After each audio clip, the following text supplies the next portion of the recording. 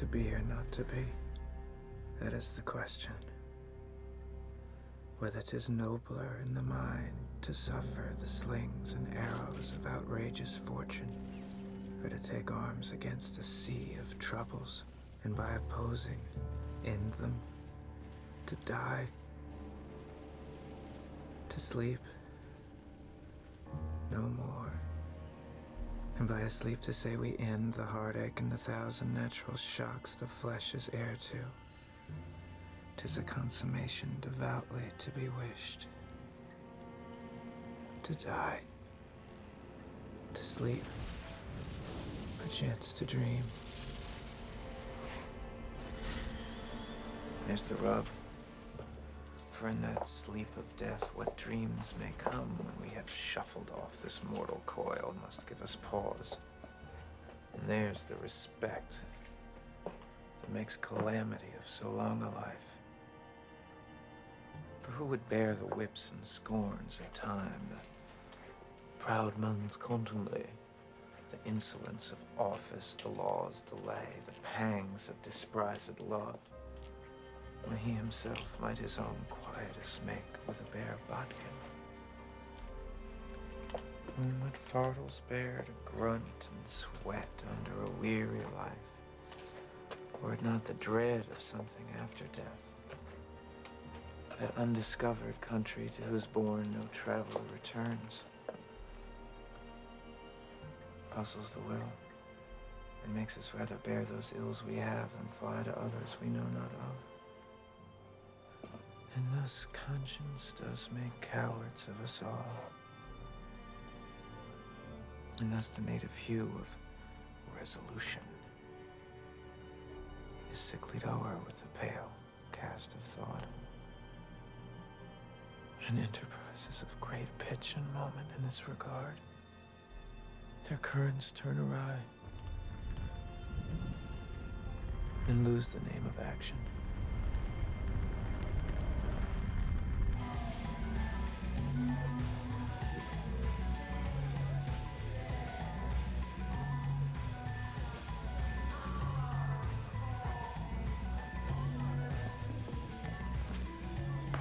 My excellent good friends. How dost thou, Guildenstern? Oh, Rosencrantz. Oh, good lads. How do you both? As the indifferent children of the earth. Happy in that we're not over happy. On Fortune's cap, we are not the very button. Nor the soles of her shoes. Neither, my lord.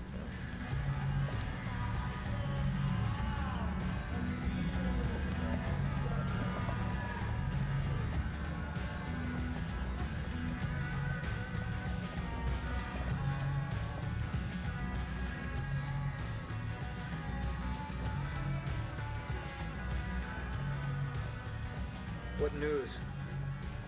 None, my lord, but that the world's grown honest. Then doomsday is near. But your news is not true.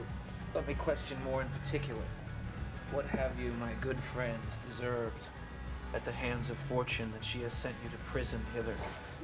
Prison, my lord? Denmark is a prison.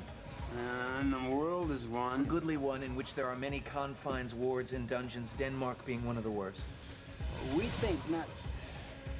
We think not so, my lord. Well, then 'tis none to you, for there is nothing either good nor bad, but thinking makes it so.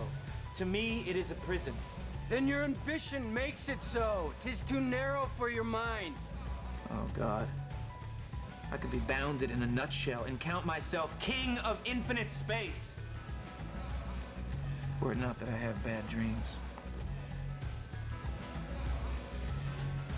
What make you here? Visit you, my lord. No other occasion.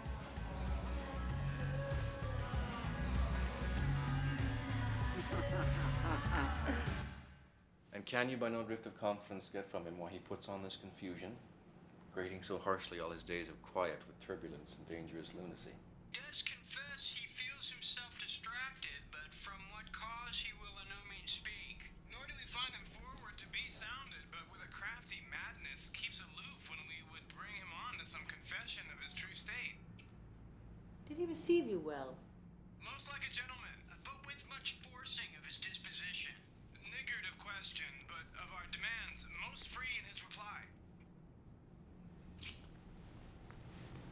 Rosencrantz and gentle Guildenstern.